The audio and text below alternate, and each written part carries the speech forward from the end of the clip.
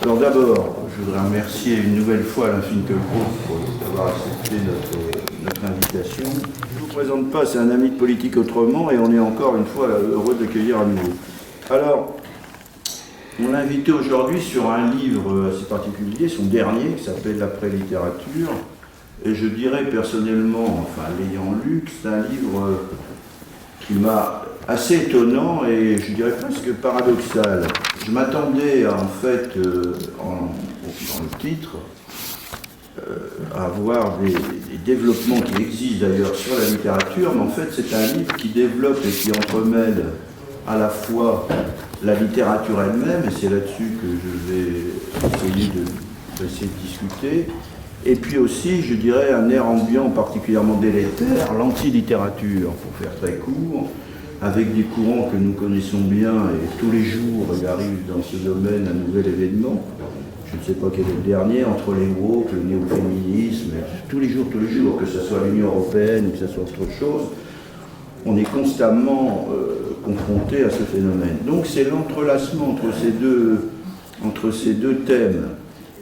On s'est mis d'accord avec Robert Kopp, qui malheureusement devait être là ce soir pour discuter avec moi, avec Alain, qui a été retenu en Suisse. Mais on s'est mis d'accord pour insister, dans un premier temps, sur le premier thème, à savoir la littérature. Et simplement à la fin, on reviendra sur ce qu'on pourrait appeler l'anti-littérature. Alors, pour faire, plutôt qu'un exposé global, présentation du livre, on a préféré un certain nombre de questions. Avant de démarrer sur précisément le thème central de cette réunion, qui porte finalement une question très simple, qu'est-ce que la littérature ? Mais c'est pas, pour ceux qui connaissent, ça n'a pas grand-chose à voir avec le contenu du livre de Sartre. Je ne sais pas si vous vous rappelez de ce livre qui s'appelait Qu'est-ce que la littérature ? C'est même, je dirais, ce livre pourrait être considéré d'une certaine façon comme l'anti-littérature. Mais nous reviendrons là-dessus. Dans un premier temps, avant de démarrer, je vais poser une question très simple à Alain Finkielkraut. Est-ce que tu pourrais nous décrire rapidement, pas quand même ton temps, sur ce qui t'a amené, d'une certaine façon, à être passionné par la littérature, comment ce goût de la littérature est-il advenu chez toi, et à partir de dans ton parcours de vie. Et ensuite, j'aborderai la question, on abordera plus directement la question de fond sur la littérature. Mais commençons peut-être d'abord par ce parcours de vie et ce qui t'a amené à accorder une importance essentielle, centrale dans l'existence à la littérature. Très bien. Je vous remercie d'abord d'être venus si nombreux. Un soir du mois de novembre, personne n'a envie de sortir, donc je suis très touché par votre présence. Je ne suis pas absolument sûr que nous soyons capables de séparer complètement littérature et anti-littérature, ou je dirais plutôt littérature et après-littérature, mais je vais répondre à cette première question un peu personnelle. Ayant eu la chance de naître et de grandir dans une époque pré-numérique, où l'écran n'avait pas encore dévoré le livre, j'ai commencé à lire assez tôt. Mes premiers enthousiastes datent de ma 12e ou de ma 13e année. C'était Pearl Buck, l'impératrice de Chine, et Cronin, notamment Le Chapelier et son château. Mais la vraie rencontre de la littérature, ou la rencontre de la vraie littérature, est un peu plus tardive. C'est à 15 ans, pour des raisons qui tiennent, je crois, au hasard, que j'ai découvert Dostoïevski au hasard, parce que je ne me souviens pas que quelqu'un m'ait dit de le lire. Mais enfin bref, en tout cas, voilà, de manière très étrange, j'ai lu très tôt, trop tôt, Les Carnets du sous-sol. Et j'ai été bouleversé, surtout à cette époque, par la dernière partie, à propos de Neige fondue, où on voit le héros empêché par son amour-propre de saisir la chance de l'amour.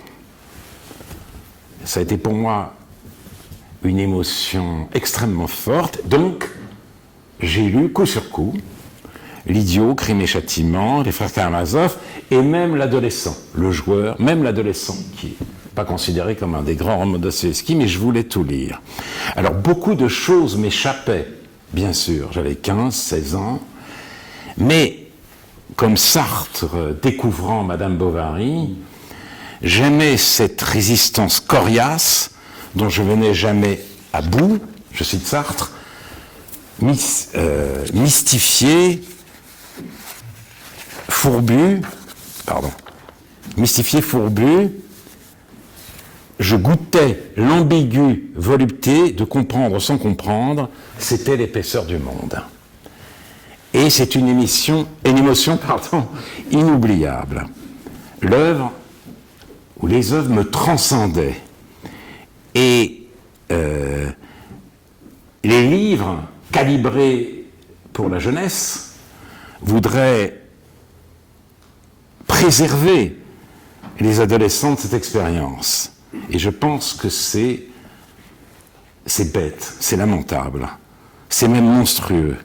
On naît à l'amour de la littérature en lisant trop jeune des œuvres qui vous dépassent. Ça, j'en suis absolument convaincu. Ai-je fait des études de lettres en souvenir de ces émotions fondatrices? Si tel est le cas, je n'ai pas trouvé ce que je cherchais. Le structuralisme, pendant mes études, brillait de tous ses feux, et avec lui, l'idée qu'il n'y avait pas de hors-texte.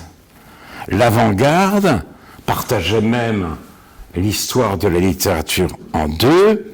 On serait passé, selon un chiasme fameux dans les années 60-70 de Jean Ricardou, on serait passé donc de l'écriture d'une aventure à l'aventure de l'écriture. Ainsi, un abîme se creusait entre l'étudiant que j'étais et le spécialiste que je m'apprêtais à devenir d'un côté, et le lecteur que je persistais à être. Je lisais donc comme en cachette de moi-même. Et puis, alors je vais le dire de manière un peu solennelle, mais c'est vrai pour moi, et puis Kundera vint. Kundera, que j'ai lu dès 68. C'est ça qui est curieux, on était gauchistes, on était tout ce qu'on veut, mais en août 68 ou en septembre 68, quand est parue La Plaisanterie, on s'est tous précipités. Mais enfin, bon, là, il est arrivé et il a exercé en France une immense influence et a un discours qui mettait en garde donc contre ce qu'on appelait, souvenez-vous, l'illusion référentielle, en lui opposant l'enchantement du signifiant, ou qui avec Foucault proclamait que la spécificité de la littérature consistait à se recourber dans un perpétuel retour sur soi, comme si le discours ne pouvait avoir pour finalité que de dire, ou pour contenu, que de dire sa propre forme. L'auteur de La Plaisanterie répondait, citant Flaubert, que le romancier s'efforçait d'aller dans l'âme des choses. Et, qui plus est, vacciné par son expérience historique contre la volonté de faire table rase du passé, il donnait du modernisme cette définition que je n'ai jamais oubliée, avancée par de nouvelles découvertes sur la route héritée. Et là, donc,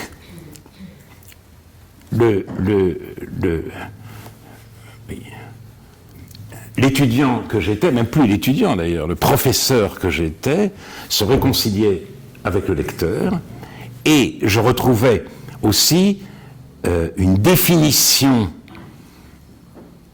de la littérature donnée par un philosophe français, Paul Ricoeur, contrairement à la prétention du sujet à se considérer lui-même, à se connaître lui-même, par intuition immédiate, il faut dire que nous ne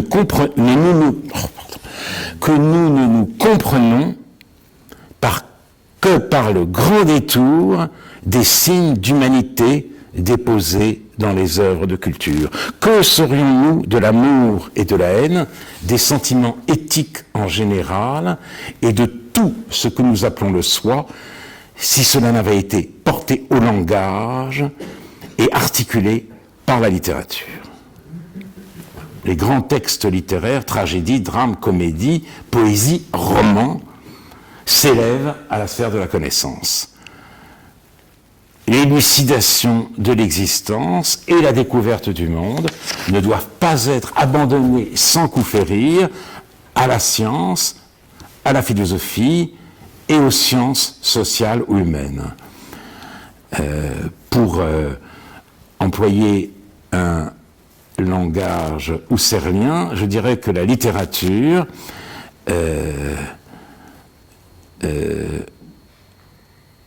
refuse de prendre, que la littérature refusant de prendre pour l'être vrai ce qui est méthode et l'exploration inlassable du monde de la vie. Voilà ce que... Ricoeur avait coutume de dire j'ai tous les livres ouverts devant moi. C'était pour dire qu'il refusait le partage entre anciens et modernes, etc. Je n'ai pas tous les livres ouverts devant moi, mais les livres que j'ai ouverts devant moi sont autant des livres de littérature que des livres de philosophie. Et je leur accorde la même importance heuristique. Voilà. Très bien. Écoute, merci pour ce parcours qui déjà rentre un peu dans le contenu du sujet. Je voulais poursuivre sur une question qui porte directement sur le livre. C'est, je dirais, tu as parlé un peu de la définition déjà de la littérature, mais c'est la fonction et l'usage de la littérature. Pour ça, je voudrais partir d'une citation à propos, qui est dans ton livre, à propos d'un personnage du roman de Proust du côté de chez Swann qui s'appelle Tante Céline, et qui, lors d'un repas et d'un dîner, affirme un certain nombre de choses. Et tu écris ceci: il n'existait pas dans son esprit de plaisir de la forme, qu'un écrivain continue de nous enchanter alors même que la substance de ses ouvrages nous est devenue étrangère. Voilà qui a été pour elle proprement inconcevable. Ce miracle ne pouvait avoir lieu, car le style n'importait pas. Seul le sens faisait sens. Rien d'autre ne se donnait à entendre dans un texte que son message. C'est là-dessus que je voudrais un peu revenir, et je voudrais qu'il nous explicite un peu cette phrase que je viens d'indiquer. Je donnerai juste une autre citation un peu plus loin. C'est à propos, je crois, d'un roman de Philippe Ross, J'ai épousé un communiste, où un jeune étudiant fait lire à son professeur des lettres à peine plus âgé que lui, le pantin de Torquemada, la pièce qu'il vient d'écrire sur le macartiste. Et la réaction du maître, écrit-tu, est terrible. L'art comme arme, point d'interrogation, l'art qui prendrait les positions qu'il faut sur tous les sujets, l'art qu'il se ferait avocat du bien commun. Où êtes-vous allé chercher ça? Qui vous a dit que l'art est une affaire de slogan? Qui vous a dit que l'art est au service du peuple? L'art est au service de l'art, sinon il n'y en aurait pas qui méritent l'attention. C'est là-dessus que je voudrais un peu revenir. Sur cette valeur intrinsèque de la littérature, on comprend bien en quoi elle se distingue nettement du message, j'allais dire, idéologique ou politique, par rapport aujourd'hui à ce qu'on, notamment par rapport à la sous-littérature qui existe aujourd'hui. Mais je voudrais quand même un peu essayer de poser la question toute simple, finalement, à quoi ça sert? Je sais qu'elle n'est pas du registre de la littérature, n'est pas du registre strict de l'utilité, mais quelle est exactement sa fonction? Est-ce qu'elle a une fonction didactique, d'abord?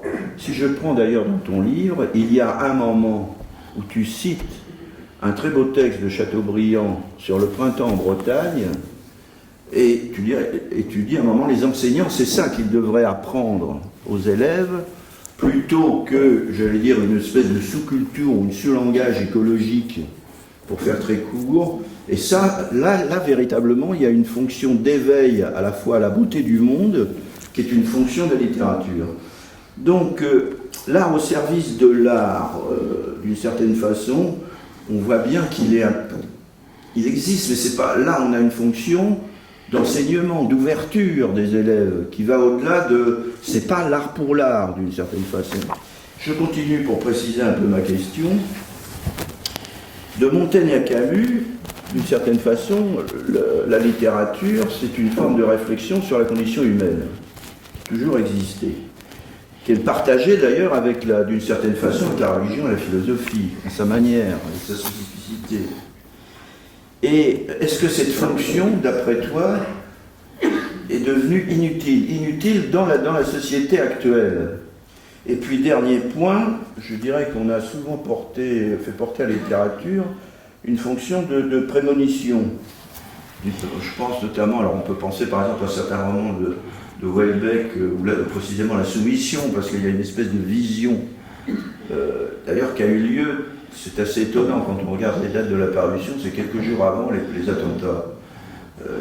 C'est assez étonnant. On a souvent donné à la littérature cette fonction d'annoncer un certain nombre de choses que la philosophie arrivait toujours en retard. C'était toujours... Et qu'en est-il aujourd'hui de ça? Et enfin, dernier point... Il y en a des questions. C'est la fonction. Donc, on va prendre le temps de répondre à chacun de ces points. Oh, je sais pas, j'aurais oublié, mais enfin, vas-y. Je vais te les reciter, t'inquiète pas. C'est, au-delà de l'art pour l'art, il y a la question de l'engagement. Est-ce que c'est le terme? Les écrivains ont été également des combattants de la liberté. Je pense à Voltaire, Zola, Gilles et Camus. Et j'ai relu, à ce propos, le discours de Suède de Camus. Et ce qui m'a beaucoup frappé, parce que ça rejoint exactement ce que tu dis, les vrais artistes ne méprisent rien, ils s'obligent à comprendre au lieu de juger.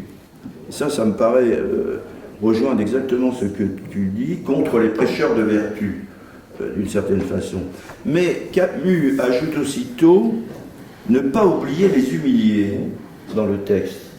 Et il dit, la grandeur du métier d'écrivain, c'est de comprendre, il est à la fois au service de deux choses, au service de la liberté et au service de la vérité. Et ici, ce sont deux engagements difficiles à maintenir, le refus de mentir sur ce que l'on sait et la résistance à l'oppression.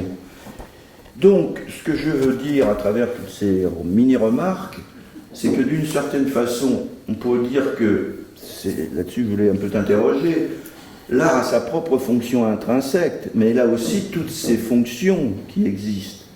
Comment tu réagis à cet ensemble de remarques que je viens de te faire? Ils sont nombreux. Ah oui, dis donc. Bon, écoute, alors je reviens quand même à cette tante Céline. Voilà. Un mot quand même. Donc, personnage très secondaire dans Proust, qu'on voit apparaître du côté de chez Swann. D'ailleurs, c'est le moment aussi où Swann fait son apparition dans le roman. Donc, il est invité à dîner. Le petit narrateur était obligé de monter chez lui, mais il écoute. Et Swann veut citer un passage des Mémoires de Saint-Simon où Molévrier, ambassadeur à ce moment-là du Royaume de France en Espagne, avait eu l'audace de tendre la main à ses fils. Et il dit je ne sais si ce fut ignorance ou panneau, il voulut donner la main à mes enfants, je m'en aperçus assez tôt pour l'en empêcher. Et à ce moment-là, tante Céline, c'est sa grand-tante, une vieille fille, s'énerve. Comment vous admirez cela? Eh bien, c'est du joli. Mais qu'est-ce que cela peut pouvoir dire? Est-ce qu'un homme n'est pas autant qu'un autre? Qu'est-ce que cela peut faire, qu'il soit duc ou cocher, s'il a de l'intelligence et du cœur? Il avait une belle manière d'élever ses enfants, votre Saint-Simon, s'il ne leur disait pas de donner la main à tous les honnêtes gens. Mais c'est abominable, tout simplement. Et vous osez citer cela.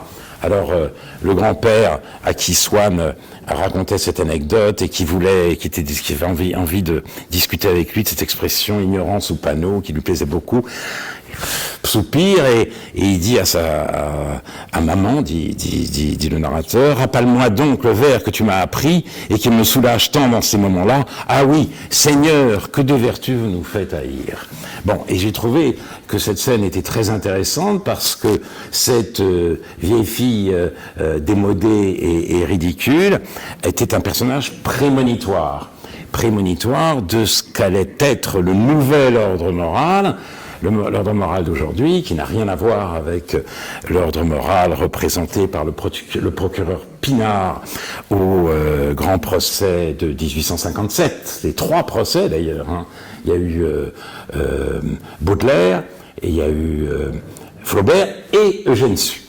Donc c'était la lascivité, l'obscénité qui était mise en cause. Là, c'est pas un ordre moral pudibond, c'est un ordre moral égalitaire qui réclame justement que l'égalité soit respectée, l'égalité de toutes les personnes, et qu'elle soit même illustrée par les livres. Il y a cette formule extraordinaire d'un écrivain qui est quand même le chouchou actuel, aussi bien du milieu littéraire que des universités américaines, Édouard Louis. Édouard Louis dit « Si on n'écrit pas contre le racisme, ça ne sert à rien d'écrire. » Or, quand on y réfléchit, c'est exactement l'inverse. C'est si on écrit contre le racisme que ça sert strictement à rien d'écrire. Contre le racisme, contre l'homophobie, contre le sexisme, contre l'antisémitisme. Ça ne sert à rien. Ça, on sait. Et Kundera aurait dit, au moment de la plaisanterie, contre le stalinisme. Il n'a pas écrit la plaisanterie contre le stalinisme. Être contre la littérature, on n'a pas besoin de la littérature pour ça. C'est autre chose. C'est autre chose, effectivement. C'est une découverte, c'est une élucidation, et elle ne fait pas de propagande, même la plus généreuse. Elle cherche le mot exact. Sa justice, c'est la justesse. Donc, et c'est ça que veut dire Philippe Roth dans ce passage de J'ai épousé un communisme. L'art n'est pas au service du bien, l'art est au service de l'art, ce qui n'a rien à voir avec l'art pour l'art. L'art est au service de l'art parce que l'art a cette mission de vérité, cette mission d'élucidation qu'il ne va pas abandonner à d'autres, et il le dit donc, ce jeune professeur, à Nathan Zuckerman, et Nathan Zuckerman, à ce moment-là, est horrifié par le macartisme, et donc il écrit une pièce sur l'Inquisition, Torquemada, mais dont le véritable sujet est le macartisme. Et l'autre lui répond, mais on s'en fout, mais tu n'es pas là pour ça.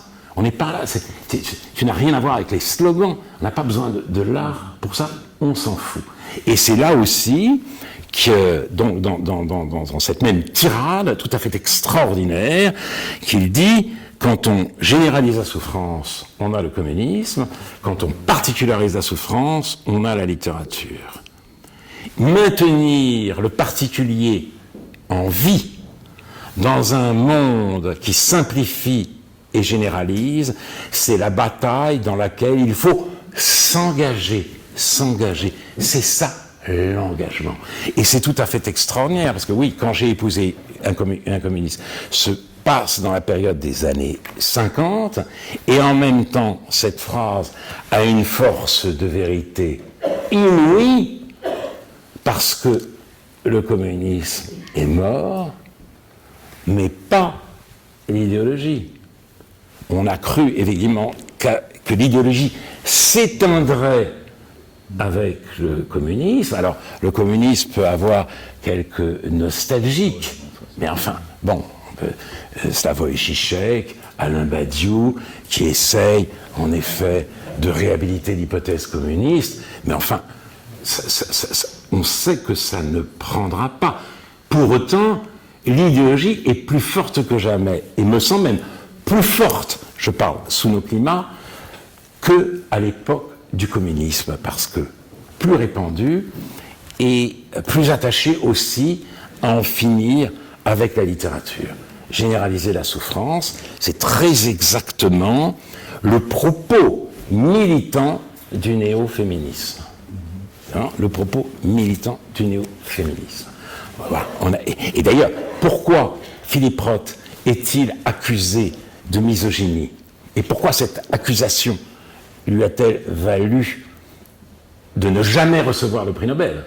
Chaque année, il devait être décerné à Philippe Roth, et quand il s'est agi de le décerner à un grand auteur américain il y a quelques années, c'était Bob Dylan. Voilà. Alors je sais qu'il y a ici des gens qui admirent Bob Dylan, mais je veux dire, c'est un chanteur. Je veux dire, c'est un chanteur. C'est ce que m'a dit Philippe Roth d'ailleurs. C'est ce que m'a dit Philippe Roth, j'en ai parlé avec lui, c'est un chanteur. Oui.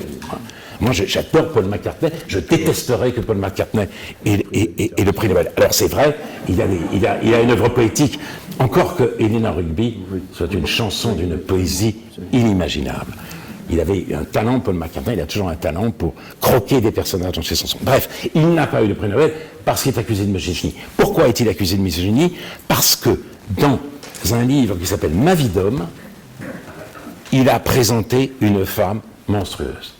Et donc, il a été décidé que, notamment par des artistes de Village Voice, que pour Philippe Roth, toutes les femmes sont monstrueuses. Et que veut dire MeToo? Ça veut dire moi aussi. Ça veut dire les femmes sont une force collective.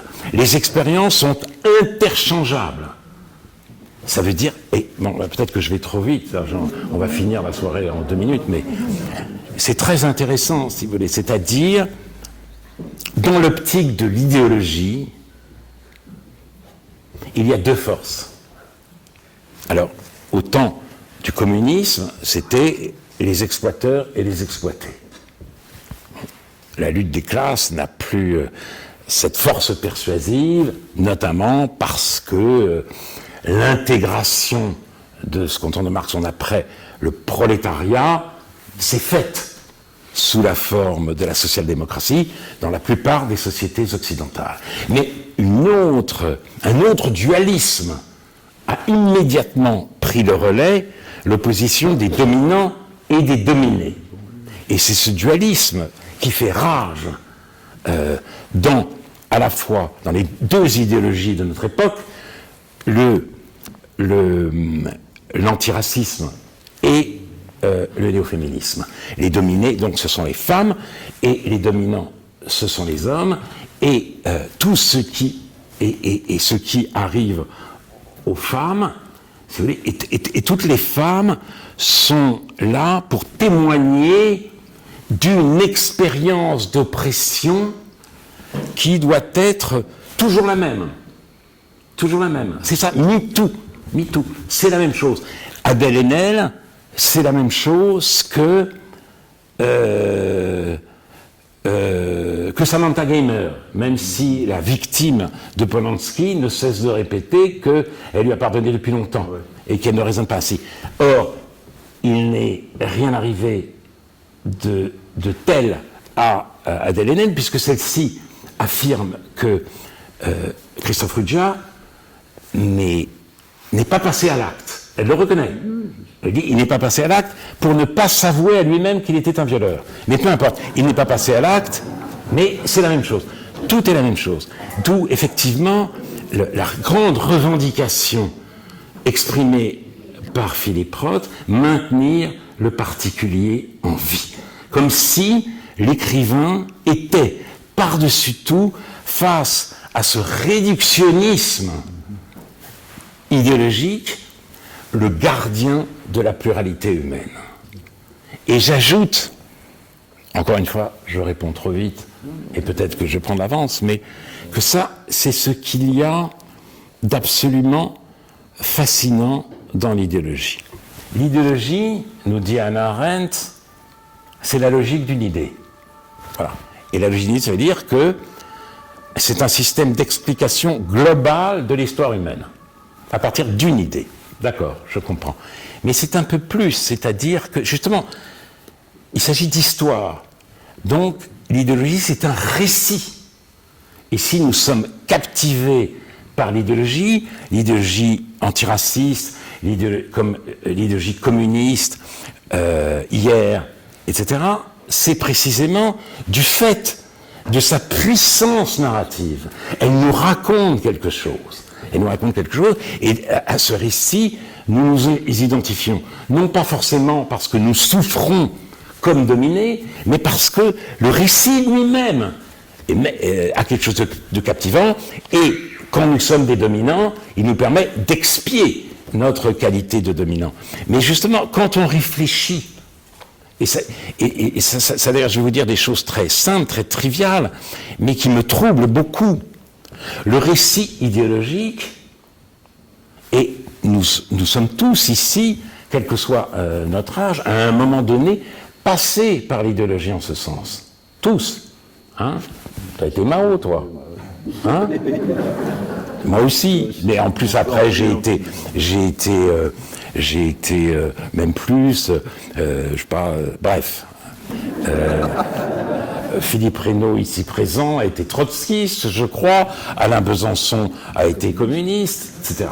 Donc, or, le récit, par rapport à la complexité, à la nuance dont la littérature est porteuse, ce récit est incroyablement simpliste et bête. Il est bête puisqu'il y a deux personnages, c'est binaire et complètement manichéen. Mais complètement. Il n'y a que deux personnages, d'abord,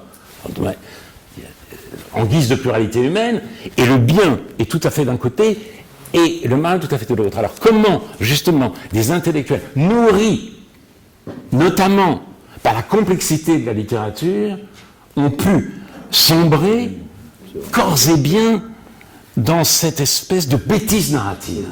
Ça, et je le dis parce que, par exemple, je voudrais citer ici l'avant-propos du livre magnifique de Mona Ozouf, mais vraiment magnifique, La Muse démocratique, un de ses plus beaux livres sur Henry James.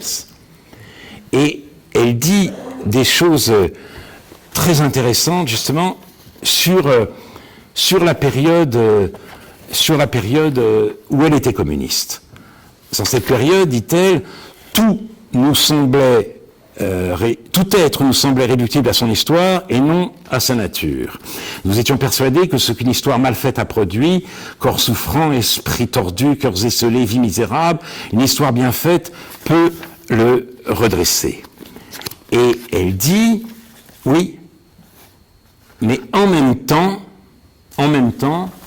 il y avait pour nous un territoire à part. Nous, communistes, vraiment très très engagés, nous lisions James, nous lisions Proust, et quand Flaubert, et dit-elle, nous ne rejetions pas Proust au prétexte qu'il décrivait une classe d'oisifs, et ce qui nous charmait chez lui, c'était le paletot de loutre de Madame Swann, les nymphéas de la Vivonne. Comme nous cherchions moins chez Flaubert la dénonciation de la bourgeoisie provinciale que le tilbury bleu dans lequel Rodolphe s'enfuit loin des regards d'Emma. Et elle a cette phrase absolument splendide, la littérature était notre échappée belle, notre bouffée d'air libertaire, notre paisible hérésie. Je pense qu'avec le gauchisme, un cap a été franchi, mais ça, je ne le dis pas tout de suite, mais c'est quand même très étonnant, parce qu'il y avait ça, mais comment s'arranger de la complexité de James, de ce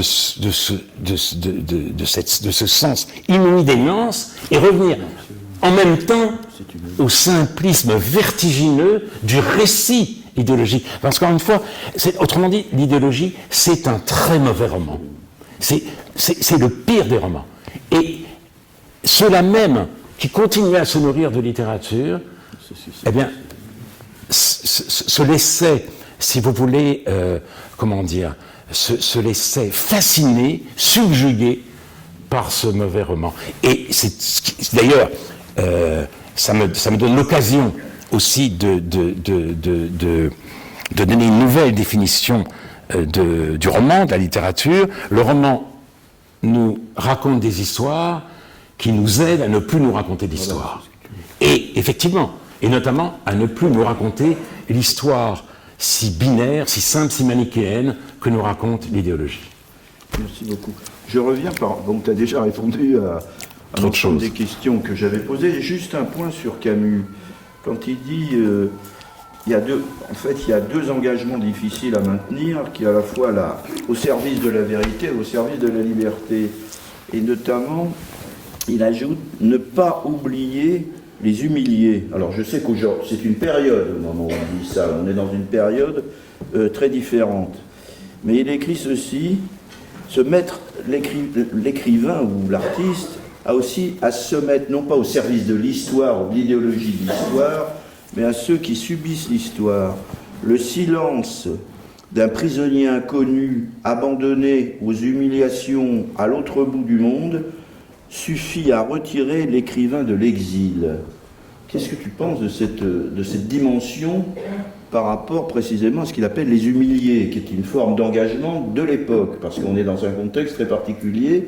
C'est tiré du discours de Suède, hein, au moment où il reçoit le prix Nobel. Je ne sais pas si je suis capable là de répondre intelligemment à cette question, parce que je vais improviser ma réponse. Mais d'abord, il faut en effet contextualiser. C'est-à-dire, Camus prononce son discours à une époque en France dominée par Sartre. Dominée, je citais qu'est-ce que la littérature, dominée quand même par l'engagement. Alors, Sartre, quand même, à la fin de qu'est-ce que la littérature, plaide pour l'engagement, mais en disant, attention, il faut que ça reste de la littérature. Oui. Quand même, il a cette phrase, hein, il ne faut pas... Mais enfin bon, c'est ça, il faut mettre la littérature au service des humiliés et des offensés, c'est-à-dire au service de cette histoire dont je te parlais tout à l'heure, cette histoire idéologique, voilà, qui va assurer, au bout du compte, l'émancipation du genre humain, la reconnaissance de l'homme par l'homme. C'est un enrôlement.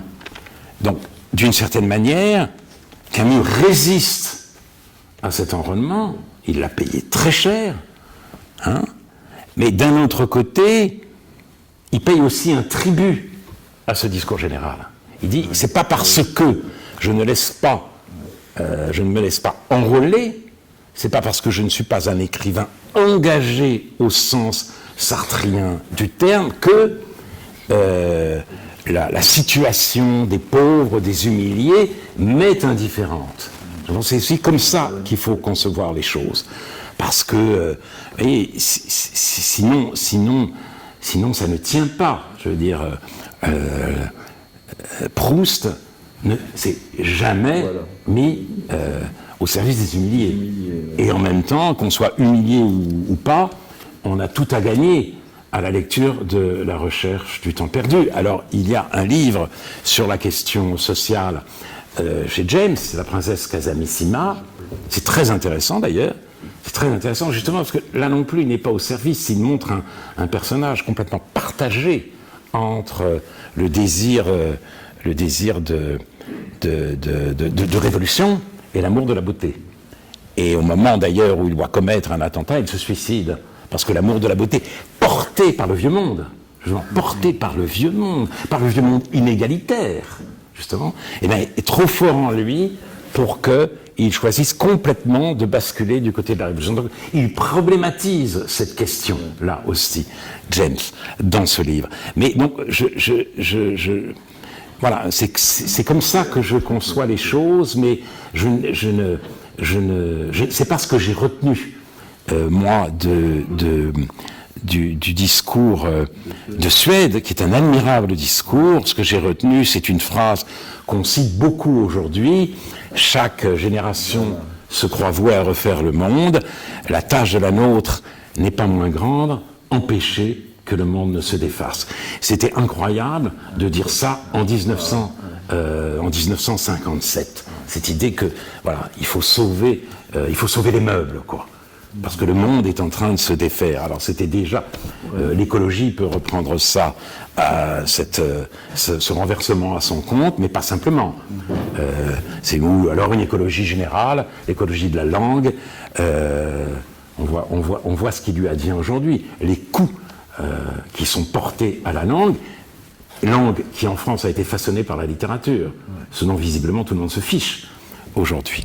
Sinon, on ne serait pas en train de se demander s'il faut un nouveau pronom, le pronom Yel, à introduire dans la langue. Et la culture et la littérature, etc. Donc c'est ça que je trouve extraordinaire dans le discours de Camus. Merci beaucoup pour cette réponse. Alors, je vais continuer sur une question un peu dans le même ordre. À propos de l'impact de la littérature, est-ce qu'on peut considérer qu'elle est la même selon les sociétés et les pays? Notamment, est-ce que son impact n'est pas plus grand sous des pays dictatoriaux par rapport à une société démocratique, où là, on n'a pas forcément la même impact? Évidemment, on pense à Kundera.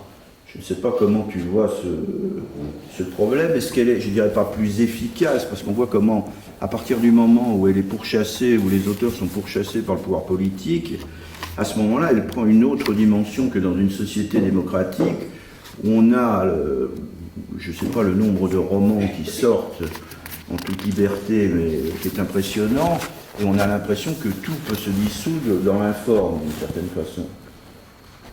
Ah oui, il y a ce que Castoriadis appelait très justement la montée de l'insignifiance.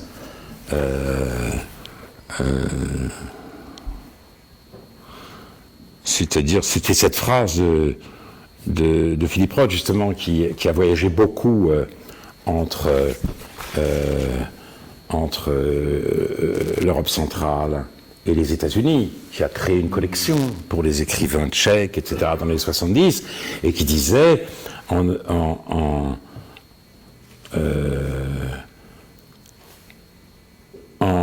Occident, tout fonctionne et rien n'a d'importance. En Tchécoslovaquie, rien ne fonctionne, everything matters. Tout a de l'importance. Il y a quelque chose de cet ordre. C'est vrai. Et c'est vrai que là, j'ai apporté parce que j'en citerai sans doute un passage, le tout petit livre que Gallimard a eu l'intelligence de publier avec un Occident kidnappé.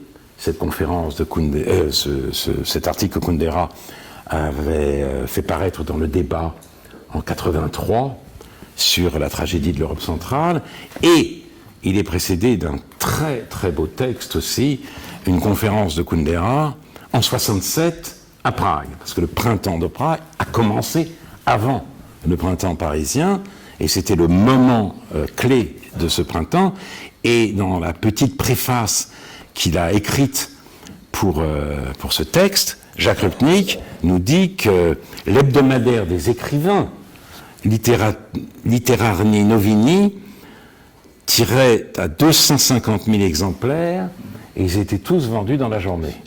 Et ce n'est certainement pas plus, c'est certainement plus vrai dans la République tchèque actuelle.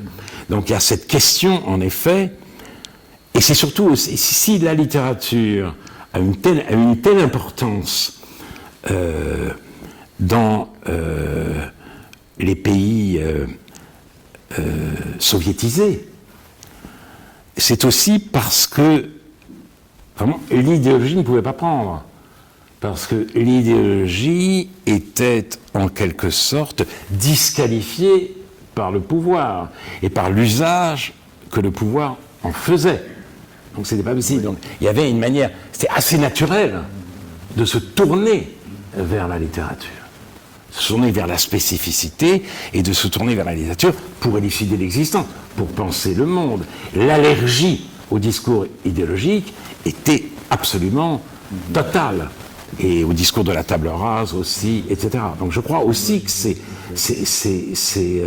la raison fondamentale.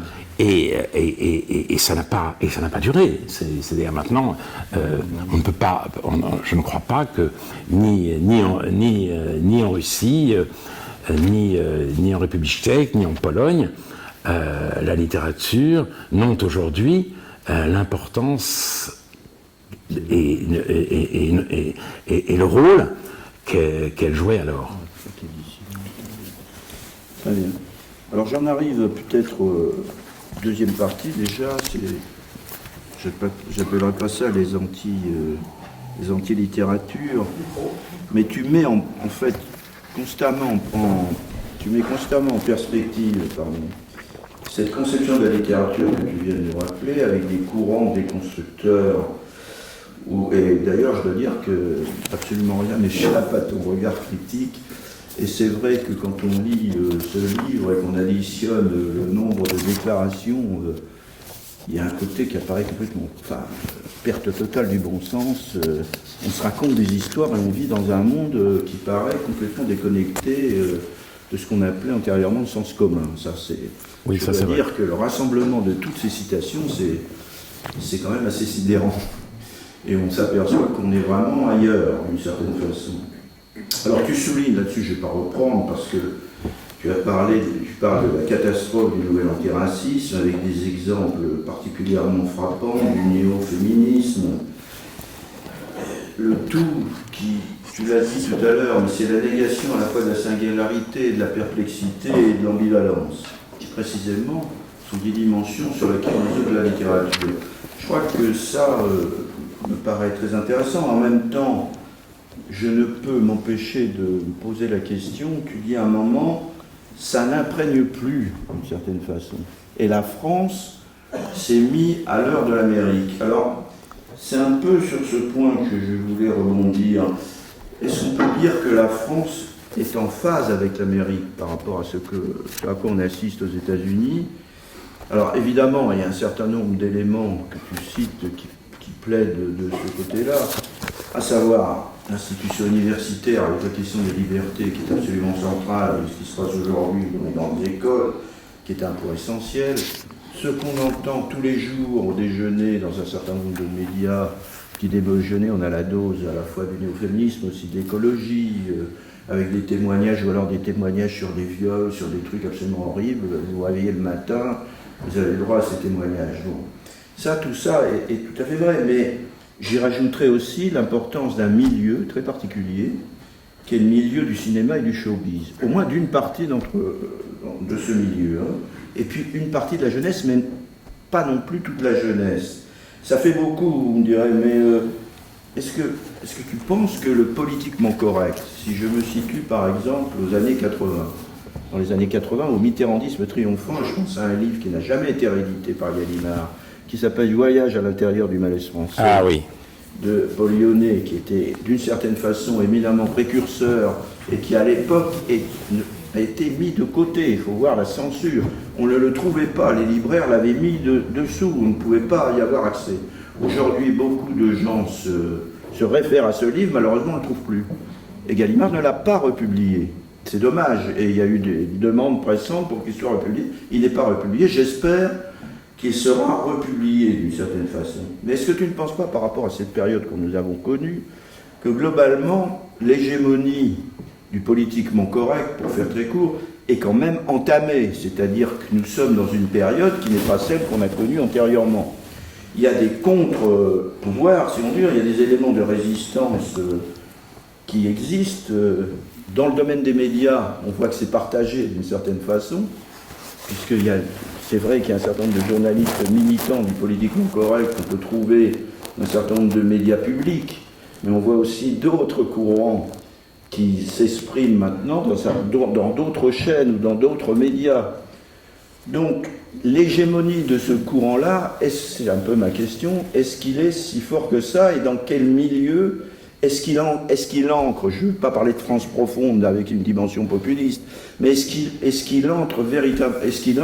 s'ancre véritablement dans la société, ou est-ce que ce n'est pas une fonction, il faut le critiquer, je suis tout à fait d'accord là-dessus, mais est-ce qu'il ne joue pas une fonction où on peut s'enfermer dans cette dimension critique en oubliant un certain nombre d'enjeux qui, à mon avis, sont essentiels, qui sont peut-être liés à ces enjeux-là, mais je pense notamment à la question, moi, de ce que j'appelle la déglingue, c'est-à-dire la déstructuration anthropologique, puisque tout ce courant-là intervient sur un terreau sociétal qui est quand même terriblement déconstruit depuis un demi-siècle. Et puis je dirais autre chose, si on parle beaucoup de ces choses-là, il y a un autre phénomène important qui s'appelle les risques de guerre dans le monde, ou les enjeux géopolitiques, qui, là aussi, on peut y voir un lien, dans la mesure où tout ce courant-là passe son temps à détruire l'estime de soi-même.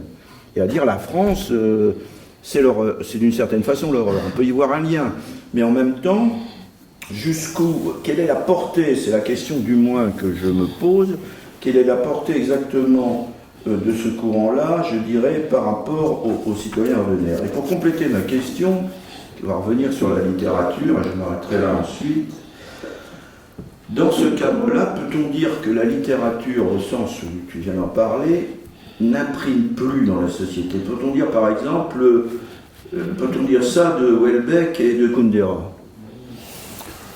Notamment, je prends Houellebecq, que tu cites très bien, il y a au passage, oui, sur en fait, ils sont Houellebecq, est-ce qu'on peut dire que, d'une certaine façon, c'est fini? Je dis ça parce que j'ai la réputation d'être assez pessimiste, mais je dois t'avouer qu'en lisant ton livre, je ne suis pas à la hauteur. C'est-à-dire, je vais dire, j'apparaîtrais presque optimiste. Quand je lis l'ensemble des choses, j'ai une vision, effectivement, qui peut être, je dis pessimiste, non pas forcément négativement, hein, mais parce qu'il y a l'optimisme des imbéciles, d'une certaine façon, et l'optimisme de commande. Mais la question que je voudrais poser, c'est cette littérature qui paraît après la littérature. Il y a eu des moments historiques, peut-être que tout ça est fini, où on pensait aussi que d'une certaine façon, la littérature, au moins la poésie, par exemple, sur le XVIIIe siècle, on considérait que c'était un siècle où il n'y avait pas... c'était un siècle où vraiment la poésie n'existait pas, on avait affaire à des versificateurs. Et puis, au XIXe, on a vu surgir une série de poètes. Il y a eu le romantisme, et donc il y a eu une espèce de rebond. Et alors ça, c'est un premier point. L'autre point, plus actuel, d'une certaine façon. Aujourd'hui, par exemple, il existe un certain nombre de lieux, certes minoritaires, de revues, certes minoritaires. Je pense à la Revue des Deux Mondes, qui a publié d'ailleurs un numéro à propos de Genevois, sur l'écrivain de Genevois, qui est tout à fait intéressant. Il y a aussi la revue Commentaire, et puis il y a une revue... c'est Robert Kopp qui me l'a indiqué, car je n'étais pas au courant, le magazine Lire, qui ont fait un numéro sur La Fontaine, accompagné d'un CD, où des acteurs lisent des textes classiques. Et, m'a-t-il dit, tout ça marche très bien. C'est-à-dire que du côté du public, et y compris du côté de la jeunesse, on peut considérer d'une certaine façon qu'il y a une demande. Alors, elle est très contrebalancée, évidemment, par tous ces autres aspects, mais malgré tout, est-ce qu'elle a complètement disparu? Et tu le dis à un moment donné, je peux tout à fait le comprendre, ce n'est pas un au revoir, c'est un adieu à la littérature, enfin à la littérature telle qu'on vient de la voir, qui n'imprégnerait plus. Est-ce qu'on peut, comment dire, est-ce qu'on a affaire à je dirais pas une parenthèse, parce que personne, mais à un moment critique de l'histoire, comme on en a connu, en plusieurs périodes, ou est-ce qu'on a affaire finalement, véritablement, à la fin irréversible, d'un courant irréversible, on ne pourra plus revenir en arrière et on n'a plus les forces existantes au sein de la société pour résister à cette dimension-là. Bien. Alors, je ne suis pas apocalyptique, je n'ai jamais dit qu'il n'y aurait plus de grands écrivains, d'abord. Effectivement, je pense que la littérature n'imprime plus, mais des écrivains, il y en a, et autant que je peux, avec mon émission Réplique, j'essaye de le faire savoir. J'ai invité Marcel Cohen, j'ai invité plus récemment un écrivain négligé, alors que c'est un écrivain merveilleux qui s'appelle Michel Bernard, et il y en a d'autres. Donc, il y a évidemment Michel Houellebecq, Marianne Lafon, enfin, je pourrais en dresser une liste qui n'est absolument pas négligeable. À mon avis, le problème n'est pas là du tout. D'abord, combien de temps y aura-t-il de lecteurs? Et la langue française elle-même en a-t-elle encore pour longtemps? Parce que la langue française s'effondre de l'intérieur et elle est attaquée de toutes parts. Elle est attaquée par l'écriture inclusive, pratiquée dans toutes les universités en dépit des consignes très fermes données par le gouvernement, et ça va continuer, puisque on introduit le pronom Yel, et je pense que c'est un événement considérable, parce que c'est d'abord sur le modèle américain. Alors, Daniel Sanave dit aujourd'hui dans Libération, c'est pas la peine de monter sur ces grands chevaux, de toute façon ça ne prendra pas. Aux États-Unis, tous les étudiants, et même tous les membres des grandes corporations, des entreprises, sont amenés à choisir le pronom qui doit les définir. Et le Yel américain, c'est bizarrement they. Donc, je ne vois pas pourquoi on n'irait pas vers ça en France. Et ça creuse un fossé entre la langue que nous parlons et celle dont nous héritons. Et il y a de plus en plus de choses comme ça, avec des mots du globish, avec cette syntaxe effondrée, mais qu'est-ce qu'on va y comprendre ? Mais qu'est-ce que les jeunes générations vont y comprendre ? Ça, on peut se poser la question. C'est d'ailleurs la question que se pose Barthes dans son dernier séminaire. Il cite cette phrase extraordinaire d'Alfred sa correspondance. J'écris pour les lecteurs qui vont se présenter tant que la langue vivra. Tant que la langue vivra. Et la langue n'est pas immortelle. La langue n'est pas immortelle. Donc, et puis, d'autre part, le politiquement correct, c'est devenu le wokisme. Et le wokisme, effectivement, c'est une critique. Alors, c'est sûr, une critique dans la presse, sur certaines chaînes de télévision. Il y a eu un livre récent de Brice Couturier, une prise de conscience, c'est vrai. Mais alors, quelle est la réaction des woke, justement, qui est très intéressante, notamment dans Libération, mais Le Monde, c'est la même chose, ça fait pas mal quand même. Eh bien, la déploration d'un supposé wokisme est devenue la nouvelle tarte à la crème de l'ensemble des médias de droite et d'extrême droite. Nous n'existons pas. Ça n'existe pas. Vous inventez la cancel culture, vous inventez le wokisme, vous inventez tout ça pour discréditer la théorie critique. Voilà. Mais, et tout ça pour que ça continue. Et le problème, c'est le lieu. C'est le lieu. C'est vrai, si on fait un référendum, d'abord, il y a beaucoup de gens qui n'en ont pas entendu parler, et quand on dirait aux gens, eh ben, qu'est-ce que vous en pensez? Si on fait un vote ou un sondage, la plupart des gens diront, mais c'est complètement dingue. Il n'empêche, c'est l'université. Ce sont les librairies. Ce que tu as dit est très intéressant, déjà, sur Paul Lyonnais. On planquait son livre. Mais c'est ce que font les libraires de plus en plus. Moi, je suis un partisan de la librairie. Vous allez dans les librairies, la merveille de la librairie, c'est que vous y allez pour acheter un livre, et vous sortez avec trois autres livres auxquels vous n'aviez pas pensé. C'est ça la librairie. C'est ça. Mais, de temps en temps, je me dis, mais heureusement qu'il y a Amazon. Ça va les foutre en l'air. Je parle pas de ce qui peut arriver à mon dernier livre. Je m'en tire. Pas aussi bien que j'espérais. Même, alors que bon, on pourrait dire sa notoriété. C'est pas vrai.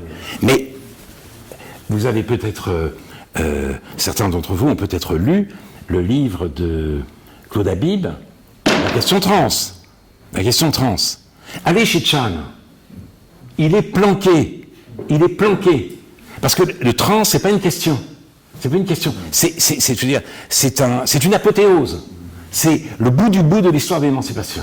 Ah oui, au bout du bout de l'histoire de l'émancipation, on s'est affranchi du sexe. Parce que, évidemment, le problème, évidemment, que Yale aussi s'efforce de régler, c'est que, quoi qu'on devienne, on est homme ou femme. Et on ne l'a pas choisi. Alors peut-être, évidemment, on peut être un homme avec une part de féminité, une femme avec une part de masculinité, et puis plus ou moins grande, mais de toute façon, on ne l'a pas choisi, c'est comme ça. C'est l'inéluctable, c'est le déjà là, c'est le donné. Et s'affranchir du donné, c'est l'émancipation. Donc le trans, c'est notre héros, notre working class hero. C'est lui, c'est le trans. Alors, on ne va pas dire qu'il y a une question, c'est pas une question. C'est un sujet d'émerveillement. Et le résultat, c'est que quand J.K. Rowling dit que c'est absurde de dire que de parler de personnes avec des règles, parce que les personnes avec des règles sont des femmes. eh bien, elle n'est pas invitée à l'anniversaire du film Harry Potter, parce que c'est une preuve de transphobie. Donc, on n'est pas tout à fait là en France, mais on en est en France à planquer le livre de Claude Habib. Donc, le wokisme, il est dans de plus en plus de librairies. Donc, on se dit, heureusement qu'il y a Amazon. Il est à l'université, chez les étudiants, comme chez les professeurs. Et le wokisme, c'est effectivement la continuation, la prolongation du politiquement correct. Et cela veut dire que on n'est plus du tout dans la même configuration que Mona Ozouf dans les années 50. Mona Ozouf, dans les 50, est communiste, avec ses amis communistes, etc. Voilà, répartition binaire des êtres, tout est historique, on va tout réparer, etc. On est avec les offensés, avec les humiliés, et puis à la maison, tranquillement, on lit Henry James, et même avec ses amis, on échange des considérations sur Proust. Mais maintenant, que font les woke ? Ils convoquent Henry James, ils convoquent Portrait de femme pour traquer les stéréotypes de genre. Voilà, c'est-à-dire que la littérature existe, mais elle n'existe pas comme paisible hérésie, comme échappée belle, ni a fortiori comme modalité de la connaissance. Elle existe pour montrer aux woke à quel point ils sont intelligents et à quel point notre passé était bête. Et c'est ça. Donc voilà, et quand vous êtes étudiant en humanité et en sciences sociales, au bout de vos études, on vous demande, les professeurs vous demandent de faire un master en études de genre, et vous pouvez à peine y échapper. Et l'étude de genre et les studies, c'est ça. Les studies, ce ne sont pas des recherches, ce sont des réquisitoires, ce sont des cahiers de doléances. Je vais faire un subaltern studies, je vais faire des women studies, etc., pour montrer toutes les doléances, et je le montre à travers les œuvres qui ont dissimulé les femmes, qui ont montré de l'homophobie, du racisme, etc., etc. Donc on voit très bien que le wokisme est un mouvement beaucoup plus inquiétant que ne l'était le communisme. Je parle évidemment sous nos climats. Nous qui n'avons vécu le communisme que sous la forme de l'idéologie. On n'a eu droit ni à la pénurie, ni au goulag. Mais le problème avec le wokisme, c'est qu'il ne donnera ni la pénurie, ni le goulag. Donc ce ne sera jamais tout à fait un crime, jamais tout à fait un fiasco. Alors comment on va l'arrêter ? Comment ? D'autant plus qu'il est accompagné par la mutation démographique de notre pays. Parce que donc la diversité en demandera toujours davantage. Et donc c'est pour cela que je me dis, oui, la résistance s'organise, mais dans l'université, elle est devenue quasiment impossible, et dans le monde du showbiz aussi. Le monde du showbiz aussi, ce n'est pas possible de résister à ce néo-féminisme extatique et échevelé. Vous ne pouvez pas. Je cite dans Après les littératures cette extraordinaire réflexion de Madame de Morsauf, l'héroïne du Lys dans la vallée. Elle est ivre de vertu et elle repousse obstinément son soupirant passionné, Félix de Vandenesse, parce qu'elle se voit elle-même enceinte, mais en même temps elle est attirée par lui, et elle a cette phrase sur son lit de mort, c'est sa dernière lettre: « J'ai parfois désiré de vous quelque violence ». Cette phrase est relevée par Mona Ozouf, qui a en matière littéraire l'oreille absolue. Et elle dit, Mona Ozouf, parfois mais pas souvent, ni toujours, quelques violences mais pas toutes. Parce que, évidemment, ce qui la passionne, c'est le monde de perplexité, d'ambivalence, d'ambiguïté où nous fait entrer la littérature. Mais j'ai longtemps espéré de vous quelques violences. Comment cette phrase est-elle audible aujourd'hui ? Elle ne l'est plus.